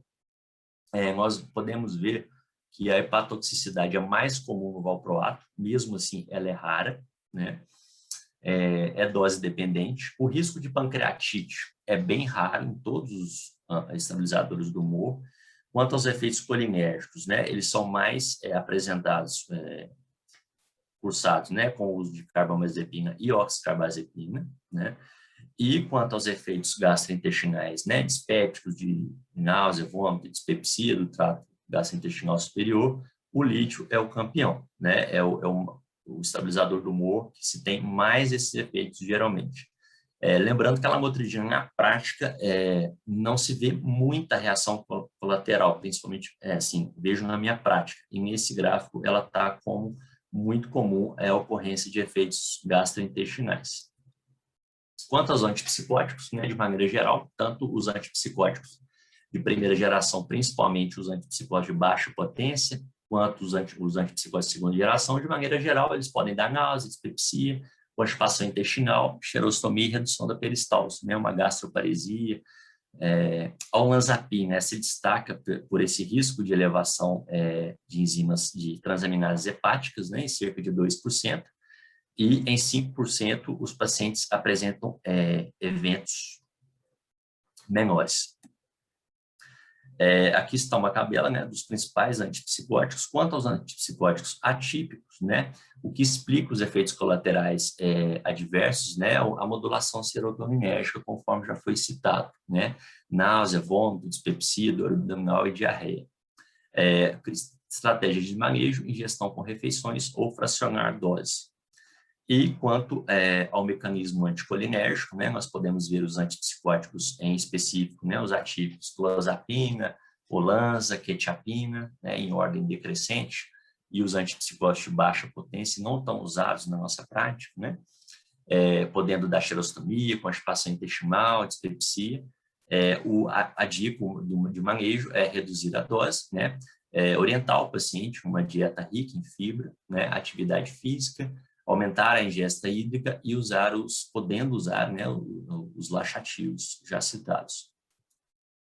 Bom, a clozapina, né, um antipsicótico uma coisa exclusiva, né, usado para esquizofrenia refratária. A gente tem que tomar cuidado com os efeitos colaterais gastrointestinais, principalmente a constipação intestinal, né, que varia a prevalência de 15% a 60%, podendo, se não olhado, observado, acompanhado por um médico, né, cursar com hígado paralítico, obstrução intestinal em quase 2% dos usuários. A cialorreia é outra queixa bastante frequente nos pacientes que usam clozapina, né, Geralmente é um sintoma que aparece mais à noite devido à dificuldade de deglutição, né, pelo antagonismo dopaminérgico. Ela acomete de 30% a 80% dos usuários, é dose dependente, e as principais estratégias de manejo é revestir, né, o travesseiro com toalhas, reduzir a dose, né, da clozapina. Em alguns momentos isso é até difícil fazer, né? E o que é muito usado é o colírio de atropina 1%, né, que se orienta o paciente a fazer um bochecho com mínimo de água, mais 3 a 4 gotas de atropina ao deitar, né? Podendo usar também iosina oral, a clomidina e até mesmo a amitriptilina pelo mecanismo anticolinérgico. Bom, concluímos a apresentação. Vemos que tem uma influência bidirecional entre transtornos gastrointestinais e doenças psiquiátricas, né? É importante sempre estabilizar uma, tem mais o risco, né, da remissão de outros sintomas, né? A possibilidade sempre de explicar isso para o paciente, a importância da psicoeducação, do bom vínculo, de explicar para o paciente a possibilidade de manejo, o efeito transitório dos efeitos colaterais e a importância sempre do tratamento integrado, ou seja, o gastro sempre, ou clínico, pesquisar sobre sintomas psiquiátricos e o psiquiatra, por sua vez, pesquisar sintomas gastrointestinais. Muito obrigado. Aqui são as referências.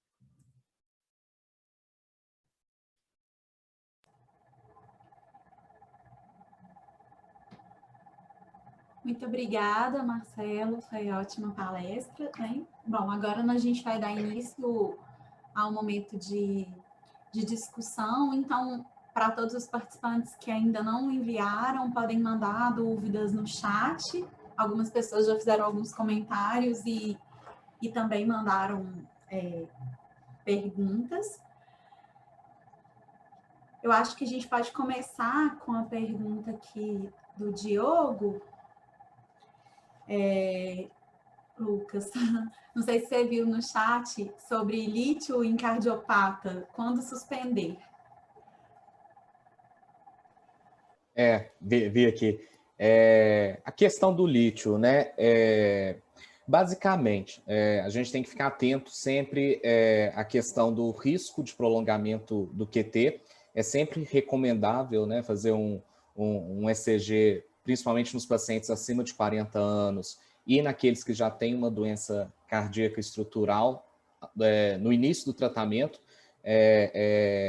e a cada aumento de dose ou de forma periódica, né, a cada 6 meses a 1 ano, pelo risco de arritmia ventricular. Então, a gente suspende quando esse intervalo QT geralmente passa dos 500 milissegundos, né? Ou quando o lítio está agravando, por exemplo, o paciente que tem uma insuficiência cardíaca, né? Então, assim, o lítio está associado a edema, a hiponatremia, todos esses distúrbios, todos esses desequilíbrios podem prejudicar o paciente que tem insuficiência cardíaca. Além disso, uma coisa que a gente tem que estar sempre atento com relação aos pacientes que fazem uso de IECA e de diuréticos tiazídicos, né? Esses pacientes eles devem ser monitorizados com maior frequência para litemia, para função renal, pelo risco de intoxicação com o uso dessas medicações. Mas, basicamente, acho que é com relação mesmo ao QT e nos pacientes com piora da insuficiência cardíaca em uso do lítio, tá? Excelente, gente. Diogo, se você quiser alguma complementação. Sim. Acho que tem 2 perguntas agora para o Marcelo. Marcelo, acho que você viu no chat.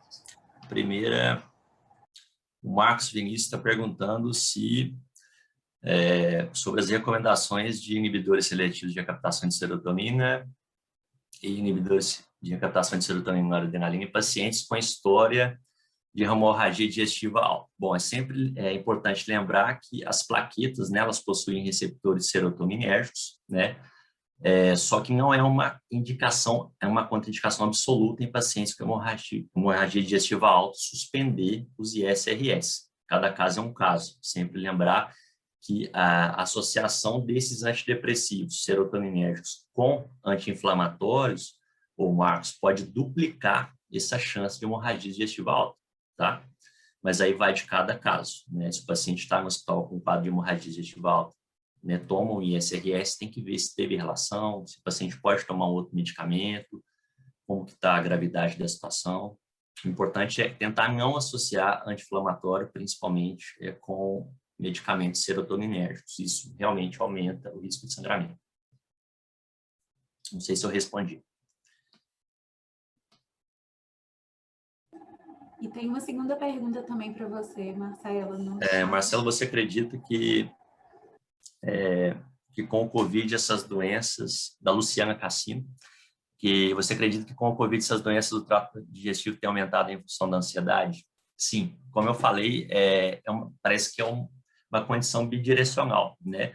É muito interessante essa associação entre piora do quadro psiquiátrico, piorar os sintomas gastrointestinais em pacientes que já têm dispepsia ou síndrome do intestino irritável, ou até mesmo as doenças inflamatórias intestinais. Então, uma coisa é, infelizmente, ter uma associação positiva, aumenta o risco, né?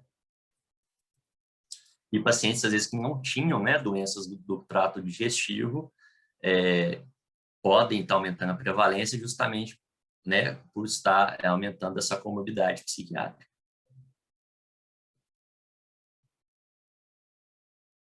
Obrigado pela pergunta, gente. Pelas perguntas. Bom, tem mais uma pergunta também a respeito para o Lucas agora. A respeito da ansiedade estar elevando quadros de pressão alta e dores no peito nesse momento, né? Sim, sim. Exatamente, com certeza, né? É uma relação bidirecional isso também, né? Os transtornos de ansiedade, eles podem cursar com sintomas físicos e principalmente dor no peito, sensação de falta de ar, aumentar, sim, a pressão arterial, né? Da mesma forma que os pacientes, por exemplo, que têm alguma comorbidade cardíaca, quando estão descompensados ou que expressam uma sintomatologia mais incapacitante, tendem a agravar o quadro de ansiedade, né? Então, com certeza, isso também tem acontecido. Né? Eu só queria complementar. Tem mais alguma pergunta? Pode falar, Marcelo. Não teve essa pergunta, eu pensei que ia ter, né, complementar minha palestra, com relação ao uso de probióticos na questão de doenças do trato gastrointestinais, e hoje em dia até mesmo o uso do termo, né, psicobióticos, né? Já tem no mercado, né, a prescrição, o uso de psicobióticos, mas as evidências científicas, os estudos são muito incipientes, mais estudos com modelos animais, né, visto aquela associação que eu falei do eixo cérebro-intestino. Então, no atual momento, não tem indicação de usar os psicobióticos, né, dito os probióticos, com o objetivo de melhorar as doenças neuropsiquiátricas, né. Importante ter essa visão crítica do termo psicobióticos, né, e lembrar que a microbiota é muito individual, né, então não se tem cepas determinadas ou posologias para isso, né. É só isso. Obrigado. Perfeito. Gente, eu queria fazer uma pergunta geral que vocês, para vocês falarem um pouquinho. Como vocês acham que, em relação à questão da interconsulta, né, pensando, né, nos pacientes que têm quadros que precisam de diagnóstico diferencial, né, entre as doenças cardiovasculares, gastrointestinais, doenças renais, como atuar com a equipe de modo a não ser mais uma consulta de especialista, não ser mais um especialista olhando o paciente, né?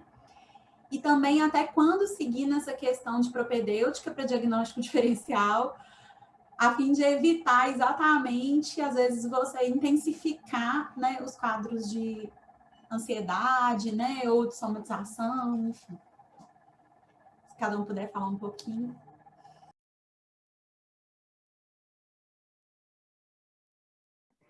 Quem começa pela Pode aula começar, Silvinha, então.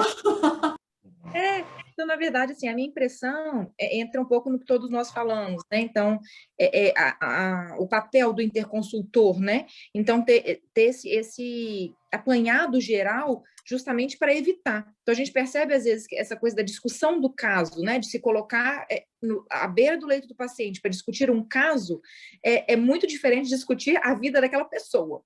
Né? Então, isso parece uma coisa piegas, mas é uma coisa que eu acho tão importante, é uma coisa que me dá muita antipatia, por exemplo, quando a gente fala um paciente psiquiátrico. Esse termo é muito antipático. Qualquer um de nós é um paciente psiquiátrico a partir do momento que a gente tem qualquer sintoma de qualquer ordem psíquica. Né? Estando em hospital geral, esse estigma é maior, e essa coisa da discussão do caso, né? Então, eu acho que a discussão do caso é aquela pessoa tem nome, como que é a história, vamos lá, vamos tudo de novo, né? Conversar com a equipe toda, multidisciplinar, não só de médico para médico, conversar com a equipe de enfermagem que está acompanhando, com o psicólogo do hospital que está acompanhando, com o pessoal do serviço social, o que eles averiguaram, né? E aos pouquinhos a gente pegar uma história inteirinha, de propedêutica, o que já foi feito, tem que repetir, não precisa, tem quanto tempo que já fez, na avaliação, na nossa parte, por exemplo, de avaliação neuropsicológica, né, que às vezes vai entrar em criança, muitas vezes em adolescente, e tem paciente demenciando, né, demenciado, tudo mais, né? Então, seria o caso de repetir ou não, em determinado momento, no pós-internação? Então, essa coisa da repetição de exames ou não. Então, essa individualização, eu sei que parece piegas, mas isso é muito mais sério do que a princípio parece. Na vida real de interconsultor, a gente percebe que isso é muito verdade. Né? Então, as pessoas ainda falam do outro como se aquele outro não fosse um indivíduo que pudesse ser da nossa família. Né? Então, eu sei... Isso não entra muito no que você falou aí, mas entra um pouco nessa coisa da repetição de coisas. Vamos pegar com carinho todo o dossiê médico que esse paciente tem, vamos seguir uma propedêutica com qualidade, é óbvio, indicações corretas, mas sem uma repetição desnecessária, sem indicar exames só para constar, só para eu seguir a minha função como médica. Né? Então, vamos por indicação real, tem necessidade ou não. Não sei se faz sentido o que eu estou falando para vocês, né? Mas para os outros, né? Queria ouvir as outras opiniões, lógico.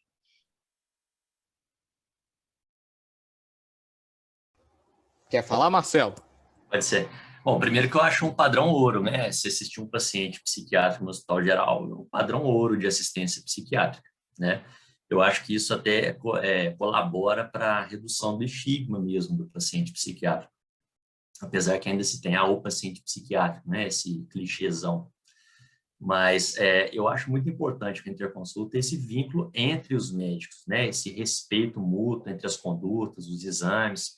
O que a Silva falou, não repetir exames, né? Ver se outra especialidade já pediu. E principalmente a revisão de prontuário, sempre importante a interconsulta, né? Para ver se o paciente já teve outras internações, fazer uma ligação ali, né? Com a equipe de enfermagem, com os familiares, né? E é sempre importante também, principalmente em pacientes, né, de tentativa de autoextermínio, essa conduta pós-alta. Né? O paciente vai ter alta do hospital, o paciente vai ser transferido para um hospital psiquiátrico. Né? Então, é importante, além da relação com o paciente, com os familiares, essa relação entre os profissionais de saúde. Né? Lembrando da psicologia, da assistência social, que também são extremamente importantes, na maioria dos casos, né, da psiquiatria, para não falar em todos. Né? Então, eu vejo esse vínculo entre os profissionais de extrema necessidade, até mesmo para diminuir o risco de heterogeneia, né? Inclusive, alta, né, gente? Eu acho que é a coisa que o Marcelo acabou de falar, né? Então, deixar esquematizado após a alta do paciente, e aí, essa pessoa vai tratar, vai ser, igual ele falou, vai ser transferido para outro hospital, vai ser tratado ambulatorialmente, né? Vai ser encaminhado para algum outro especialista, então isso é fundamental, né? A ligação real não é só dentro do hospital, né?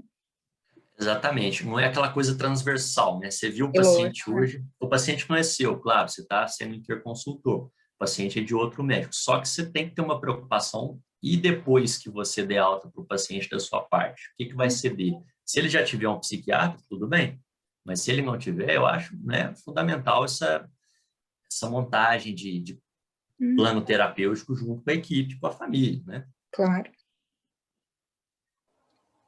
Eu percebo assim que parece, né, que o psiquiatra, os outros profissionais da equipe de saúde mental, eles geralmente são chamados muito depois, sabe? É uma coisa muito postergada, né? O paciente, né, puxando um pouco aqui para o lado, né, da cardiopatia, muitas vezes é investigado de várias possibilidades diagnósticas, é submetido a vários exames assim invasivos, a equipe muitas vezes fica naquela obstinação, né, de encontrar algo, vamos dizer assim, orgânico, né, estrutural, e muitas vezes isso poderia ter sido discutido, né, com os outros profissionais no momento anterior, e talvez conseguir chegar num consenso, né, de melhor forma de abordagem, de tratamento mais adequado para esse paciente, e isso só aumenta a angústia, né, a expectativa, aquela apreensão, o medo do paciente, principalmente os ansiosos, né, que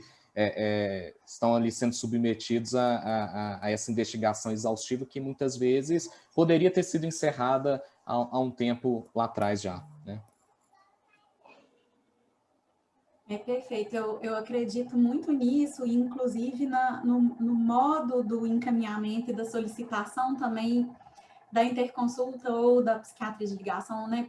Seria sempre melhor ser um psiquiatra de ligação, né? Que faz parte ali da equipe, né? Porque aí a tendência é ir melhorando, mas o que a gente percebe são muito esses encaminhamentos de tipo, agora a gente não tem mais nada a fazer, nós vamos chamar psiquiatria, porque a gente não encontrou nada, né? Ou seja, o que você tem é um nada, porque a gente agora... Então, acho que isso também é uma coisa que a gente precisa, com o tempo, ir desconstruindo, né? Ou seja, não é um subdiagnóstico, não é um diagnóstico menor, né? Tipo, não é porque, você não tem nada, então a gente vai chamar psiquiatria. Ou seja, leia-se, né, a sua cabeça que... Então, acho que isso também é uma outra questão, né? Que a gente precisa trabalhar tanto com os pacientes quanto com, muitas vezes, com os profissionais, né? A última coisa, às vezes eu acho que falta do especialista ou do clínico, né, qualquer especialidade, quando encaminhar, quando pedir o outro especialista, né? Às vezes subestimam, às vezes superestimam, né? Então, essa reunião entre especialistas, discutindo isso é muito importante, né, para meio que otimizar esse quando pedir uma interconsulta. Será que é necessário pedir uma interconsulta? Não existe muito essa ligação no dia a dia, né? Infelizmente, ainda, né? Eu tive a oportunidade de trabalhar nas duas funções, né? Eu trabalhei como psiquiatra interconsultora no SARA por 2 anos e trabalhei de psiquiatra de ligação na Nefro. E é muito melhor quando você está inserido na equipe. Então, o fluxo com os pacientes acontece de uma forma muito melhor, e com o tempo de trabalho, eu acho que ter esse contato próximo com a equipe de saúde mental, psiquiatria, psicologia, os outros profissionais, essa qualidade de encaminhamento vai evoluindo, né, Marcelo, com o tempo, assim. Sim. Então, eu acredito que isso também é uma coisa que a gente melhorar em prol também, não só do paciente que a gente está atendendo no momento, para os próximos, né? A tendência é isso ir melhorando, otimizando também esse momento ideal mesmo, né? Evitando chegar num momento de desgaste, que é muitas vezes, né, a equipe já está exaurida, já começa a perder o vínculo com o paciente, porque foram feitas inúmeras tentativas, e aí, às vezes, o interconsultor entra nesse lugar aí de conflito e tudo. Importante a gente lembrar que o objetivo é só um, né? Cuidar do paciente. Claro. O objetivo é esse. Sim. Bom, gente, acho que não tem outras perguntas no momento, né? O pessoal está agradecendo as palestras. Queria parabenizar muito, né, aos nossos 3 membros da mesa. Foi excelente, né, as 3 exposições. Eu acho que ficou muito claro o que a gente tem em comum, né, em todas as situações, independendo da interface, né? A gente tem esse núcleo comum da melhor assistência, né, do melhor cuidado como objetivo final, e exatamente da redução da iatrogenia, né, como muitas vezes foi falado, que tende a aumentar quando a gente fragmenta esse paciente e ele fica pulverizado, né, em cuidados que não conversam entre si, né? Então, muitas vezes, eu acho que isso foi o núcleo de todas as exposições. Queria parabenizar, agradecer novamente a organização, né? Parabenizar também por essa iniciativa, né? Que acho que é extremamente necessária. Agradecer a todo mundo que ficou com a gente até aqui esse momento, né? E convidar todo mundo a participar da jornada mineira de psiquiatria, que vai acontecer em novembro, né? As inscrições já estão abertas no site da MP, então, muito obrigada a todo mundo. Obrigado a Obrigado. todos. Agradece.